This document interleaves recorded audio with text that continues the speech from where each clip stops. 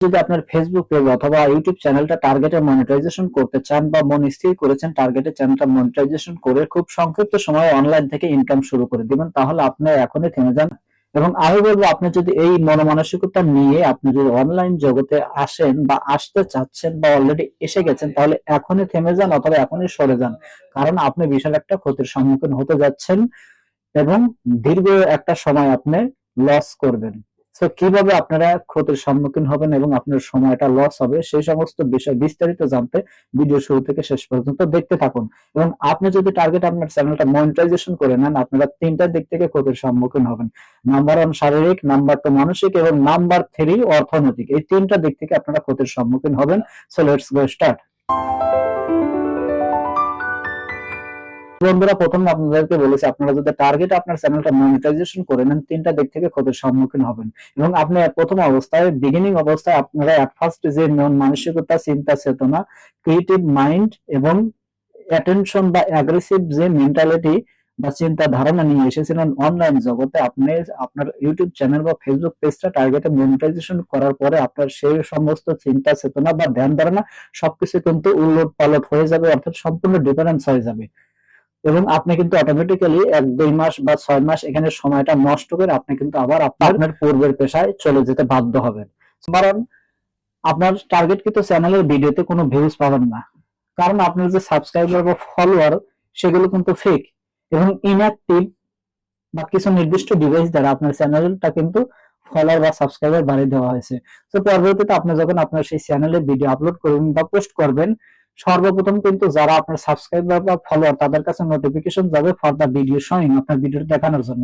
এবং সেই ডিভাইস থেকে কিন্তু আপনার চ্যানেলে ভিডিও আর দেখা হবে না। সো আপনার চ্যানেলের ভিডিওতে কিন্তু কোনো ভিউজ পাবেন না। নাম্বার 2, আপনার মনিটাইজেশন কিন্তু চ্যানেলে কোনো কোম্পানি তাদের বিজ্ঞাপন প্রচার করবে না।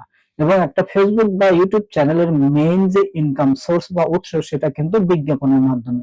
এবং কেন তারা বিজ্ঞাপন আপনার চ্যানেলে প্রচার করবে না?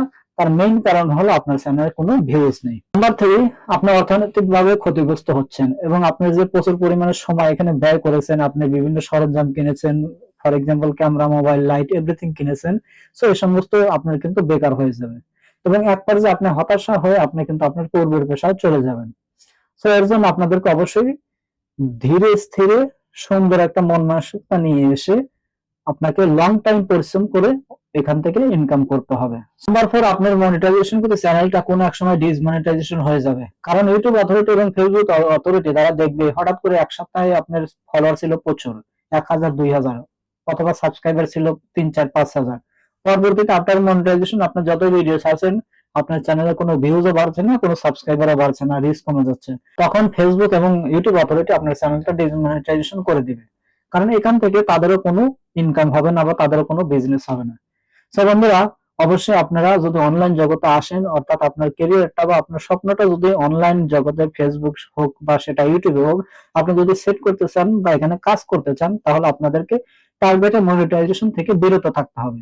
তাহলে আপনার স্বপ্নটা পূরণ হবে এবং কোনো ক্ষেত্রেই অতিরিক্ত বা খুব সংক্ষিপ্ত সময়ে ফল পাওয়াটা ভালো না। যেখান থেকে খুব দ্রুত ফল পাওয়া যায় সেটা কিন্তু তত দ্রুত শেষ হয়ে যায়। সো আপনি দীর্ঘমেয়াদী পরিকল্পনা নিয়ে অনলাইন জগতে আসেন, এখানে কাজ করেন, আপনার সফলতা আসবে। এবং অবশ্যই অর্গানিক ভাবে আপনাদেরকে সবকিছু বাড়িয়ে নিতে হবে এবং সুন্দর সুন্দর কোয়ালিটি সম্পন্ন ভিডিও আপলোড করেন, পোস্ট করেন, আপনার চ্যানেলের ভিডিওতে অটোমেটিক্যালি ফলোয়ার এবং সাবস্ক্রাইবার বাড়বে। ততক্ষণ সবাই ভালো থাকুন, সুস্থ থাকুন, দেখা হচ্ছে নেক্সট কোনো ভিডিওতে। খোদা হাফেজ।